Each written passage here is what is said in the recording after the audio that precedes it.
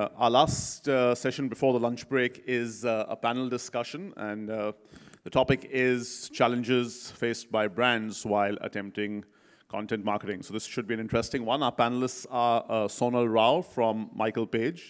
Do take the stage as I call out your names. Patricia Julius from Samsung, Aman Chawla from Citi, Kaveri from Diageo, and Sanjeev Bose from Kellogg. The panel will be moderated by Aseem Puri, who's a marketing director at Unilever.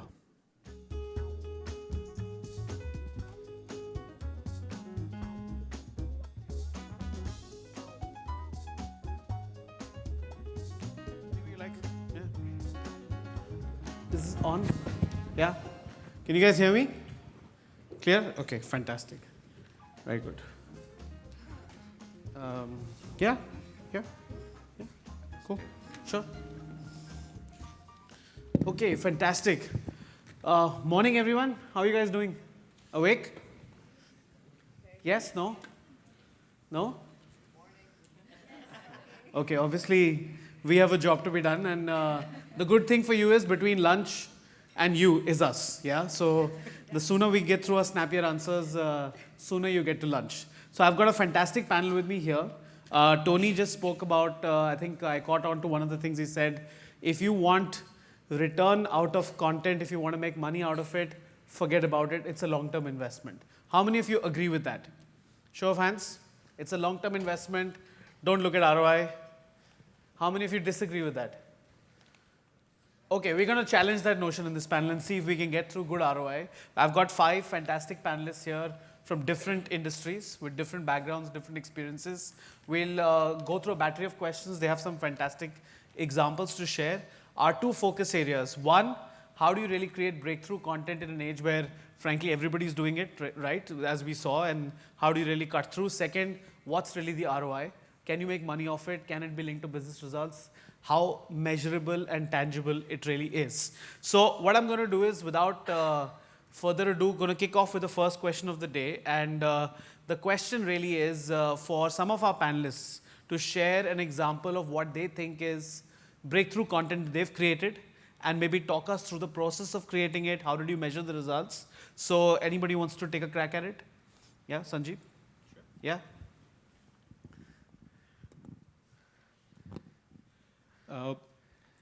So maybe you want to, as you speak first, introduce yourself as well, what you do, so yeah, the sure. people know you better, yeah? So I work for Kellogg. We are a part of the regional commercial team here, taking care of the business in Asia Pacific and Africa. And one of my job is to really lead the marketing strategy initiatives for the region across our entire business on breakfast and snacks. Yep. So very interesting because, we started off on the note that does content marketing help, or in the short term, long term, how does it?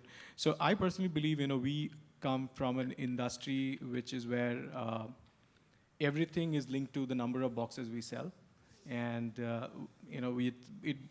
everything that we do, it better ensures that the boxes move from the shelf.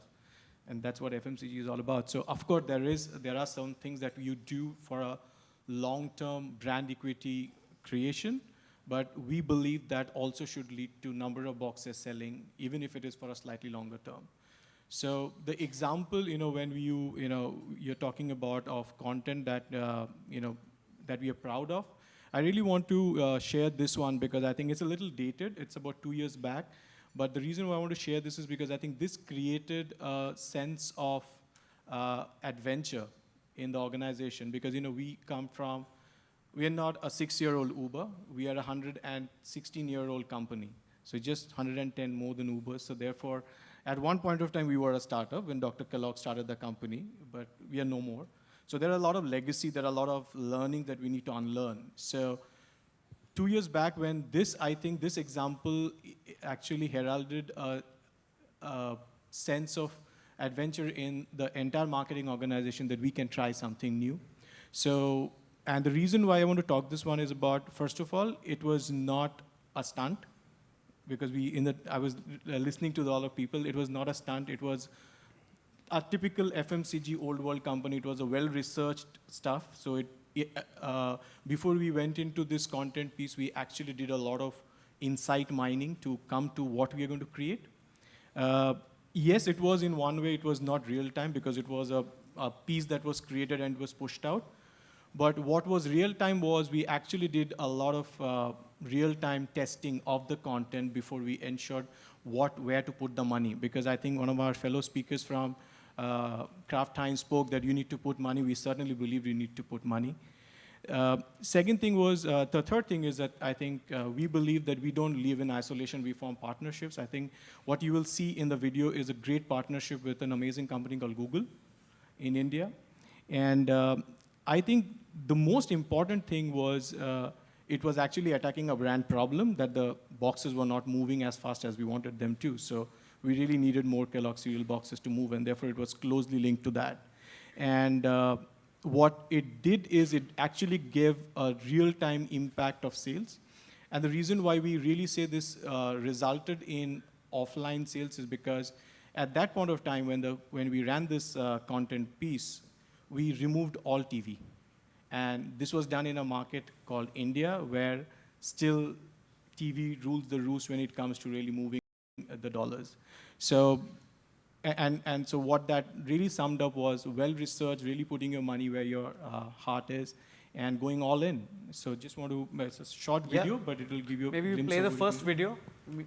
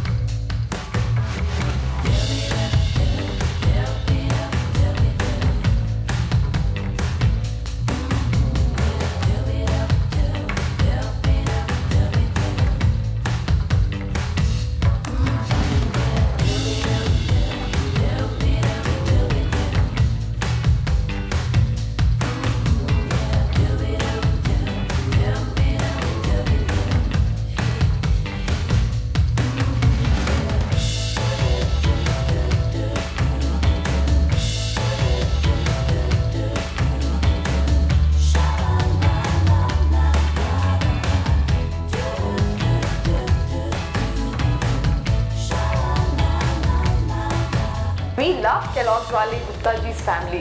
In fact, Rohu is my favorite. The recipes that are there on YouTube, that's really helpful because we can make different kinds of things for the kids. I experimented Kellogg's and now I have 2 recipes of my own.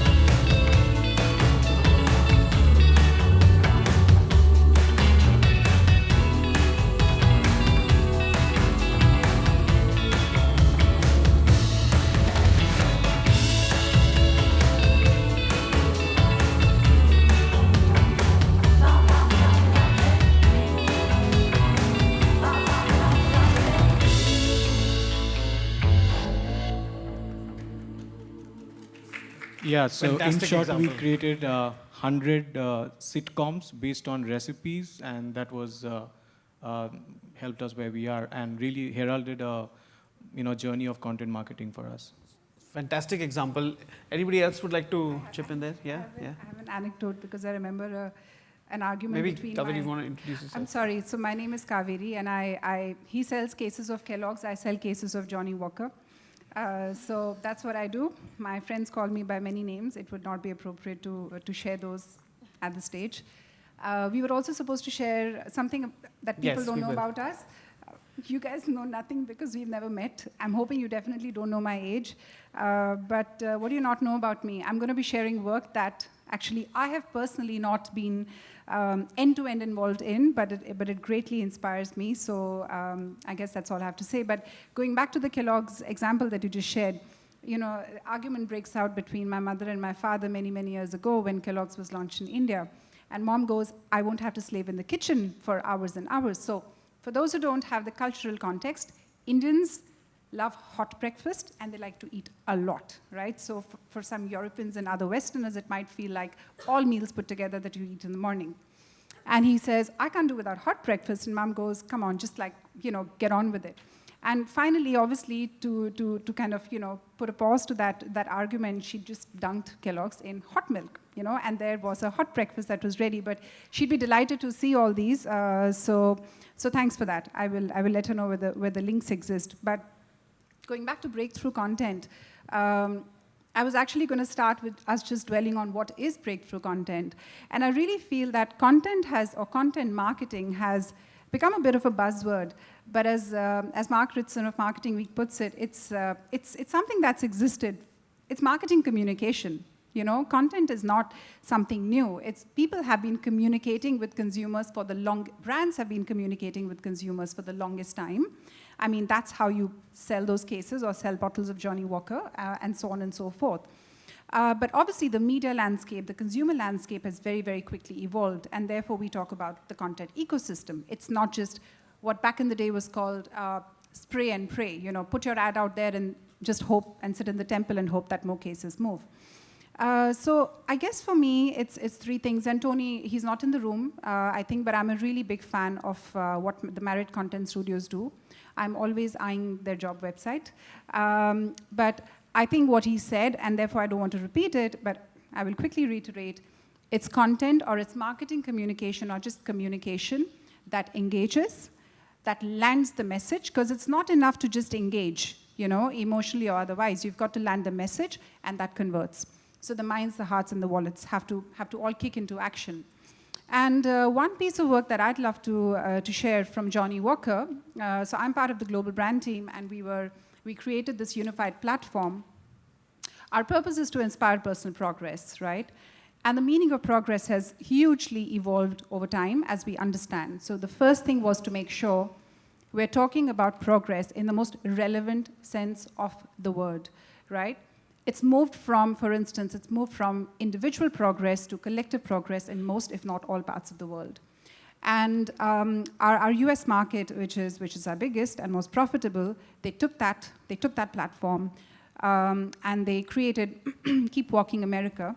So why don't we have a look at the film first? If you could just play Keep Walking America, please, and then I'll talk more about it.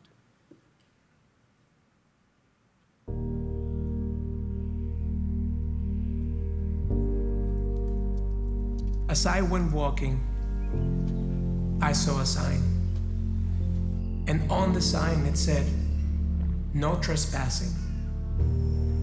But on the other side, it said nothing. That side was made for you and me.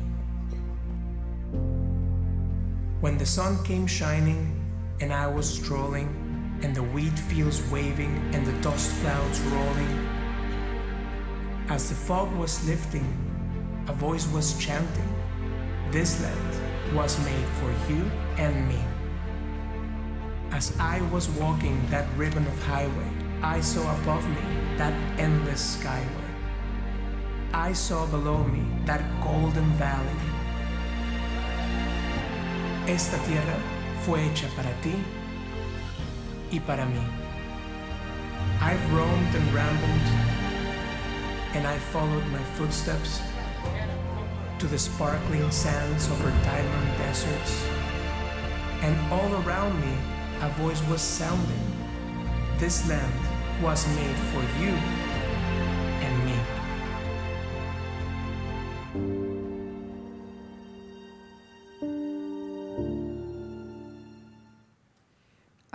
so that's Keep Walking America, and as all of you are well aware of the constant divisive political rhetoric that exists in the world today, particularly from a certain gentleman in the United States of America. And we believe that was really important as Johnny Walker, a brand that inspires personal progress and has done that for 200 years, to really be the voice for hope and the voice of change. And therefore that song is, this land is for you and me. It is not just for a particular community or a particular ethnicity. And very quickly to share sort of the results of that, because I know that's part of the questionnaire. It was tremendous. First of all, what we did, because I guess the other part to breakthrough content, obviously, as you all know, this is not breaking news, is what you do with that content, right? And the market actually broke that on news channels on the eve of the presidential elections. And there were partnerships with Twitter, there were partnerships even with Snapchat. There was a filter there, which a lot of people downloaded and used. The search for, I mean, besides the very strong depletion growth that we got, moving cases, the search for Keep Walking was 15x greater than even just until a month before. Huge amount of very positive engagement on social media, 85% positive sentiment, and just the, people thought that finally we were sending out a message of hope and a message of change in a world that is becoming increasingly uncertain. So I think that's just for Fantastic. me. I was going to ask that in a world of 15-second videos and 5-second snippets and bite-sized consumption, is there any role for epic content like this? But I think you answered that partly. Patricia, you want to chime in? Yeah. Hi, everyone. I'm Patricia Julius. I worked in companies like Samsung, CBS Interactive, and Saatchi & Saatchi. I'm glad to be here. To address your question, I think there's a reason why the 6-seconder was earlier declared as the most effective length of video. And it's not just a matter of attention, it's also a matter of considering the infrastructure, especially in Asia Pacific.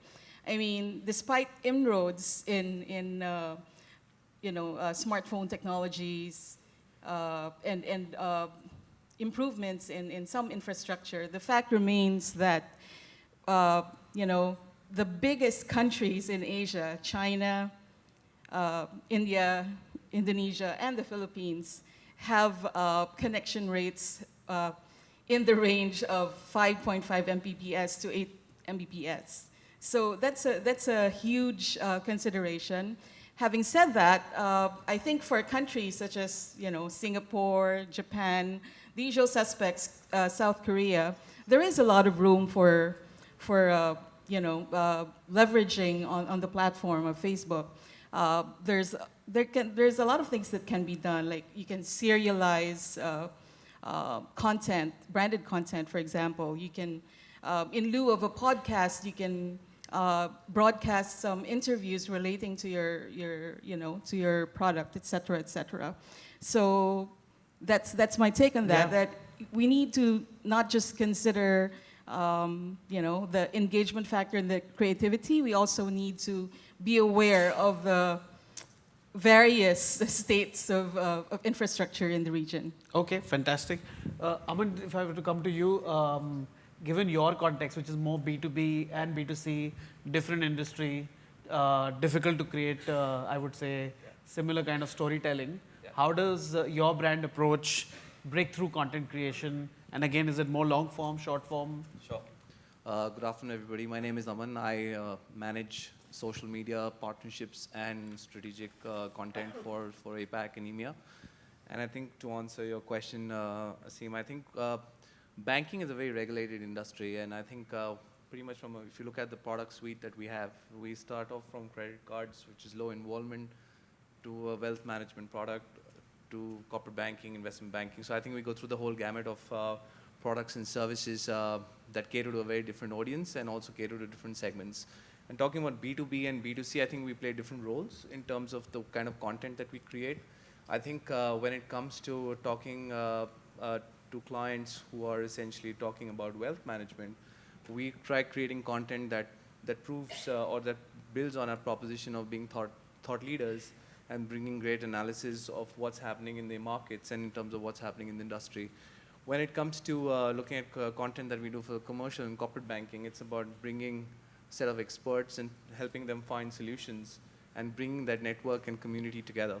When you're talking about products like credit cards, I think it's more about driving consumerism, and I think similar to what Sanjeev and Kaveri were talking, it's about being the enabler of experiences, and I think that's the way we like to look at it. It's not only about just creating content that drives a message of an offer, but it's just basically how do you elevate the experience and start creating content that people like to engage with.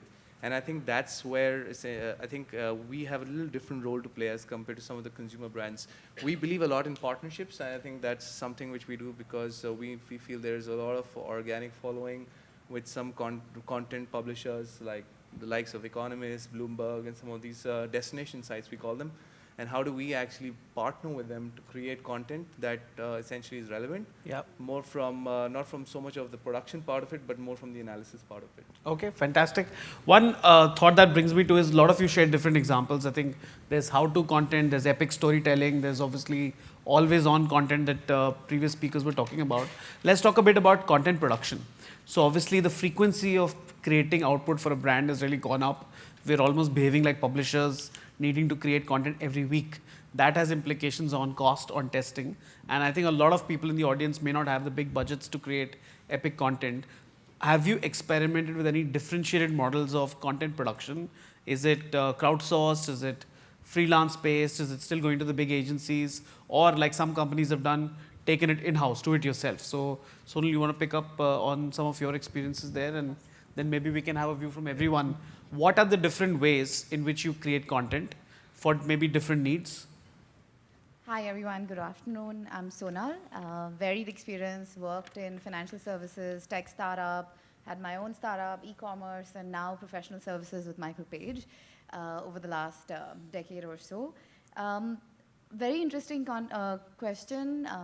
Every industry, every product category I have worked with has used different approaches, but it's more driven by who your audience is rather than what you are selling. So we've tried, creating content in-house. We've tried freelancers. We've tried an agency model. But I think one of the biggest learnings, specifically when it comes to video content and written content, is the internal team, in your organization. If you build that as more an editorial team rather than a team of writers, you'll be able to scale your content machine far faster. Because if you think about it, and this is what Kaveri said as well, everything is content. When your salesperson, if you have a physical business or if you have an offline business, your salesperson is talking to somebody and is making a pitch for your product. That's content. What you put out in the media to the press is content, digital content, television. What your spokesperson talk, in informal events representing your company. So everything is content. So if you build a strong editorial team in-house, start looking for people who have experience in other sectors and industries. So maybe, there are cases of some really large companies that have now gone and hired editors from financial publications, have gone and hired journalists. They can kind of bring that nuance to your business to help you formulate a strategy.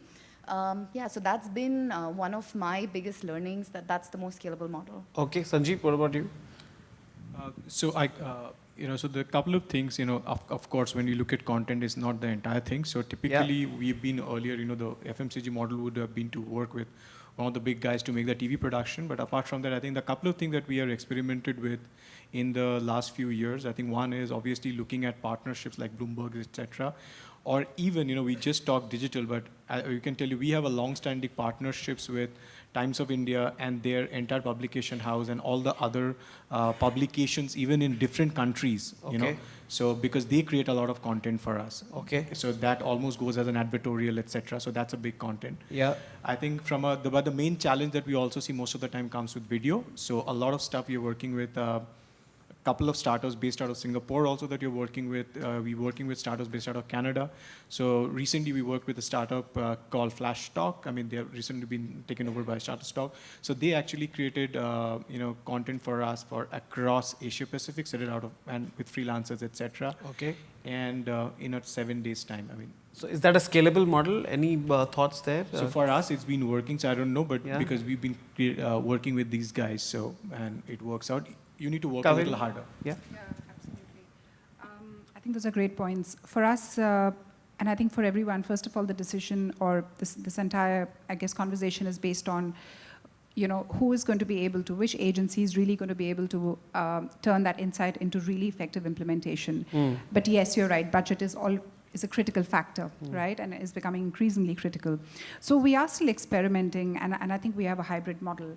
On one hand, we still may have those kind of big agencies that are creating some epic content, but increasingly for Diageo across the board, particularly for the global teams that are anyway creating assets centrally, we are increasingly becoming confident that we can still give this work to smaller boutique agencies that are quite frugal in the way they create content at a fraction of the cost. Okay. Because again, content is king and distribution is queen or something like that, but the point is you've got to have money for amplification, right? One of the things that we've really started to now do very actively is, and partnerships has been a theme here today. So to give an example, we launched an epic campaign with Johnny Walker Blue Label called The Gentleman's Wager, starring Jude Law. Of course, we spent a fair bit of money on it. It was impactful, I have to say. But at the same time, we partnered with, so among others, we partnered with Mr. Porter, with Net-a-Porter. And again, at really a fraction of the cost, what we did was we created sort of the Blue Label lifestyle. So it was not just putting that campaign on their website and leading it to e-commerce.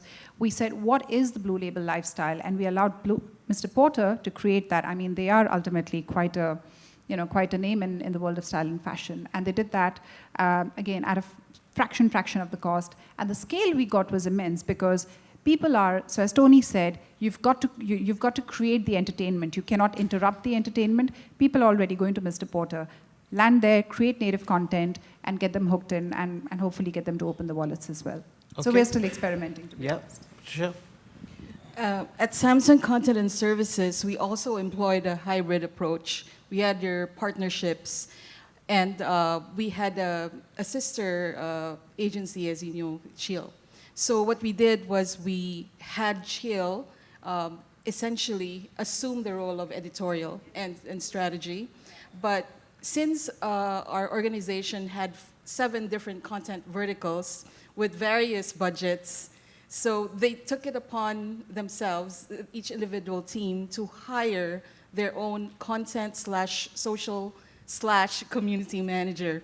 And that's one point that I also want to bring up here in terms of managing an internal team for content marketing. It's not enough that you have someone who can write well or can strategize or can put together a neat calendar. It's also a matter of hiring empathetic or customer empathetic people who will also, in our case, they also had to assume the role of agony aunt in a way with some of our products. So there was that. So we needed to have each person be a topic expert. And this enabled them to close that conversation loop with each of the verticals. So we had video, we had sports, we had arts, we had education.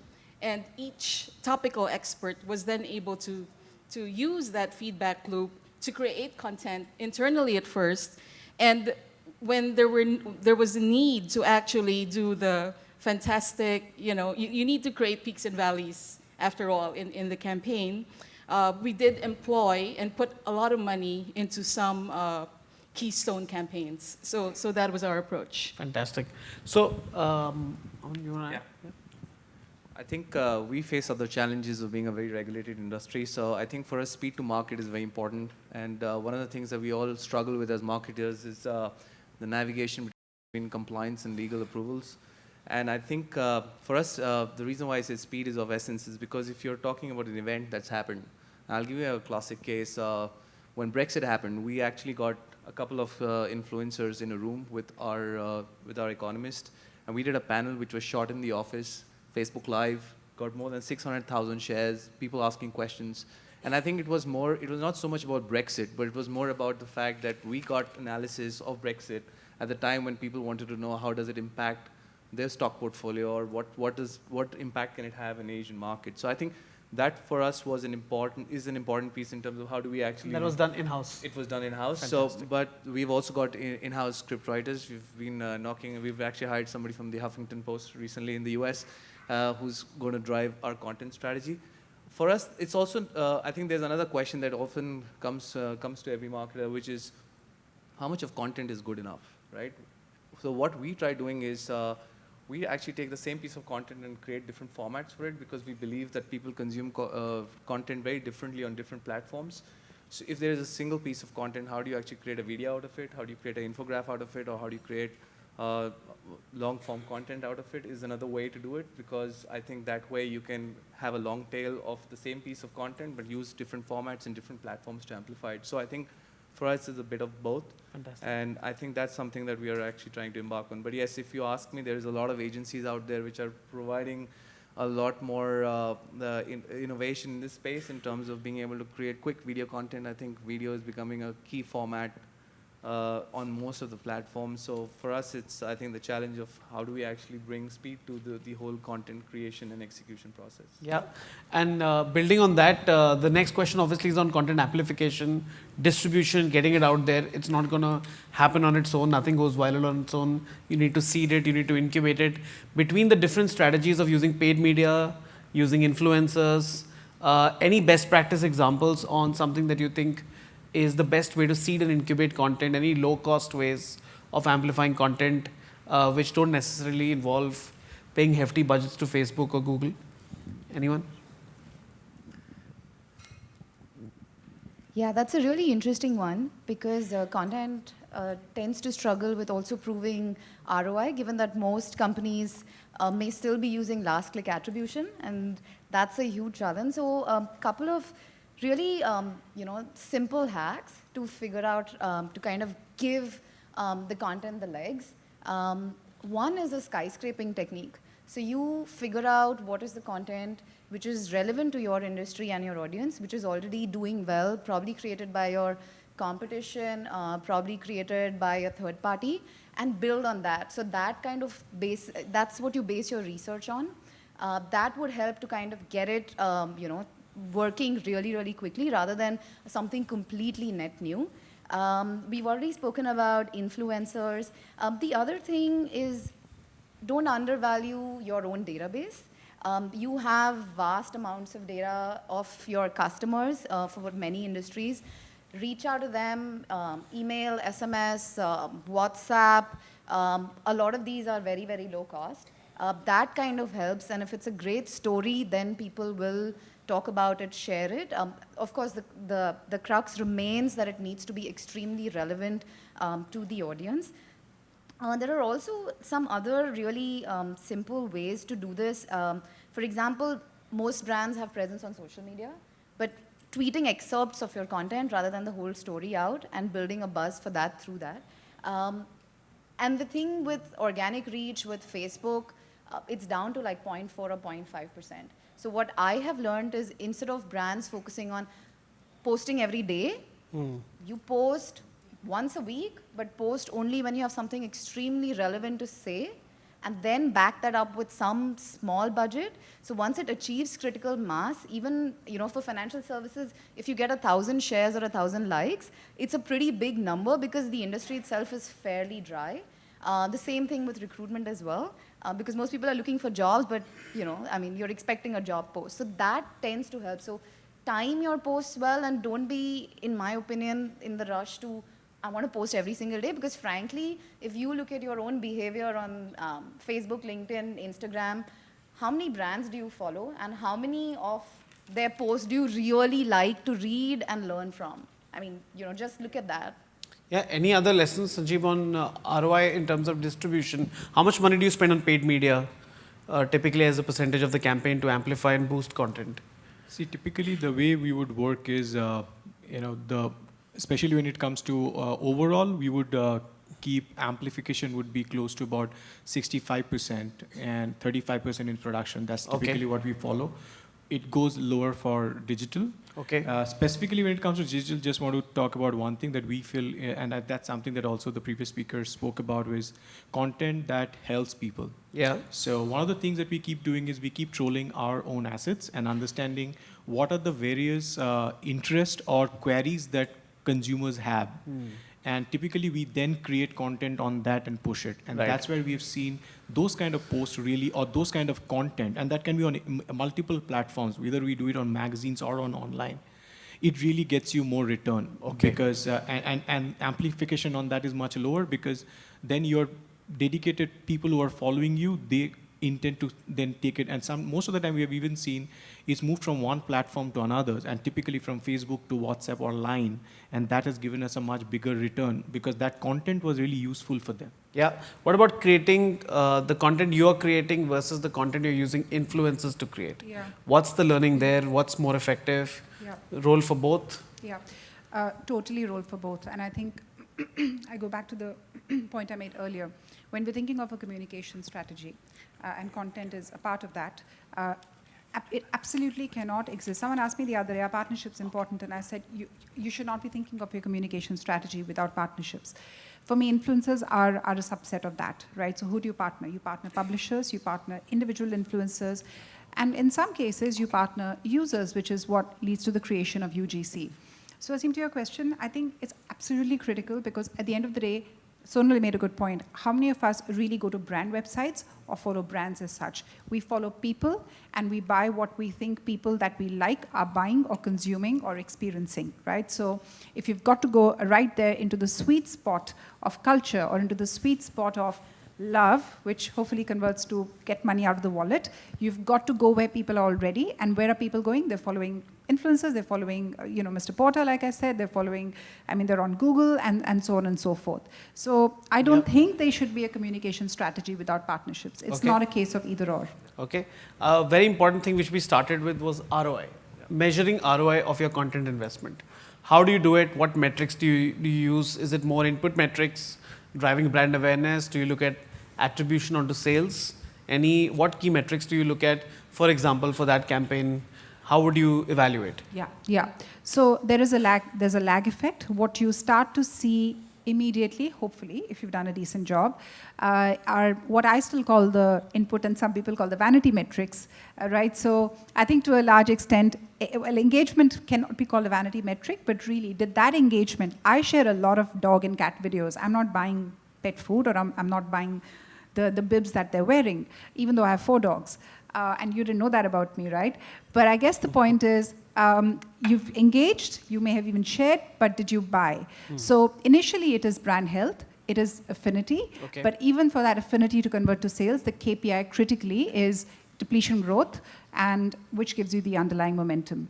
And I think that's crucial. Without that, if it's not measurable, we get into a very, very rough conversation with our commercial folks, as you can imagine. Sanjeev, you want to add what metrics do you guys use to judge content?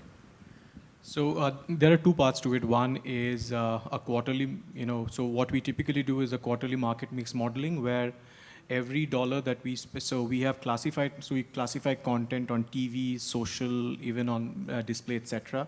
And all that is linked back to sales. And so we do a quarterly modeling, and therefore we then know both effectiveness as well as efficiency of the content, and we either change the content or we change the money.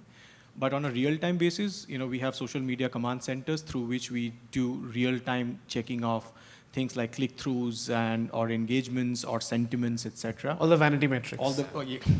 Yeah, we can say so. But broadly, I think the heart of it is a real, I can't say agile, but still a quarterly market mix modeling, linking back to whatever is going on. And since I'm being flashed that time's up, I'm going to ask one last question of Aman, and he has a good case to share. Especially for online to offline conversion, where you are communicating to consumers online, but actually they're not purchasing online, they're going off, which is true for the vast majority of industries. How do you really drive measurement? And I think you have an interesting case to share after that. Okay, I guess from an attribution standpoint, I've got this interesting case that we did in Russia, and I think this is something which is close to me because It goes beyond the fact that we are a bank and we want to sell. It goes to the fact that, how do you actually take a cause and create something out of it, which has basically got an offline integration into it. And we did this with Leo Burnett and MasterCard in partnership. And this was pretty much done to raise awareness about a cause called epidermolysis bullosa. It's a very rare genetic condition where if you touch the person, the kids usually feel a lot of pain. So I'm going to flash this video, and I guess it pretty much summarizes how we actually took. What's it called, the title? I think it's got a title in Russian. So. Okay. But I think they know the video. Can you just play the video from City?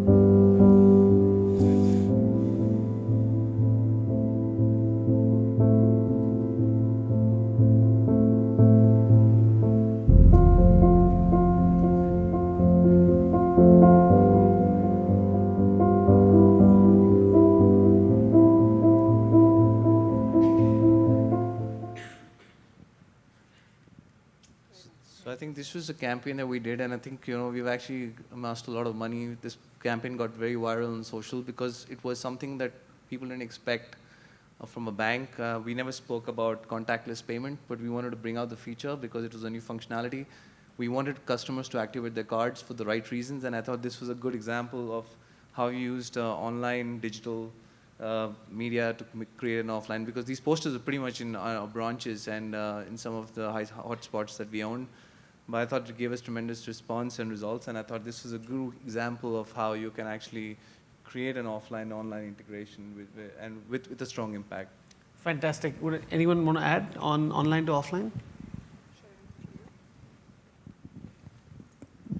This is actually more from what I've been reading and following one of my favorite brands.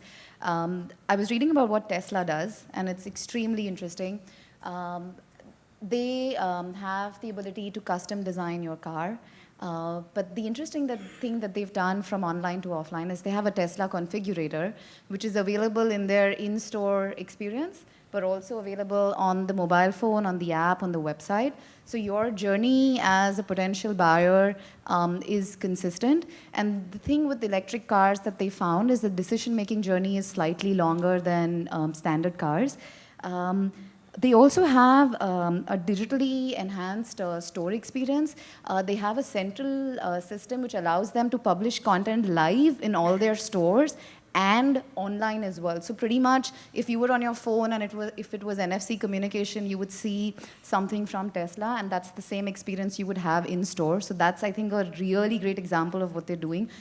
I think most of us expect nothing else from that company. That's what you're kind of looking at doing. And the other thing, I think what I would like to address is the question that most marketers face. Great, you did a great job, great online campaign. What was the impact on offline sales? There are some proxies that you could use. And in terms of marketing, you have the ability to target particular streets, particular cities. You put off all your other mediums of communication. You only run a campaign at that point and see if you're seeing any delta when it comes to footfalls, increased sales. That's one way to look at it. The other way to really look at it is what is a proxy of success for your website. So if you have a strong retail presence, does finding your nearest store give you an indicator that somebody's going to visit the store? Does looking for, if it's a SaaS product, does looking for your customer contact center number, does that give you a proxy for, increased number of calls? So there are ways to do it. It's about us using different attribution models. And one of the things we do at Michael Page is we have a very strong data-driven attribution model, which has value for every touch point in the journey of a candidate. And mind you, this industry, you may apply for job A in January, but get placed for job Z in next February. So kind of how do you attribute value to each of the stages, that's been one of the biggest learnings for us here. Fantastic. Some excellent learnings. I think we are almost out of time, so I won't pose any more questions. Fantastic panel. Thank you very much for your time. Round of applause for all their fantastic ideas. And I think we've conclusively answered the question, does content have ROI? The answer is a resounding yes. So with that, I think there's lunch for you guys, and over to the MC back. Yeah, thanks guys. Thanks a lot. Yeah.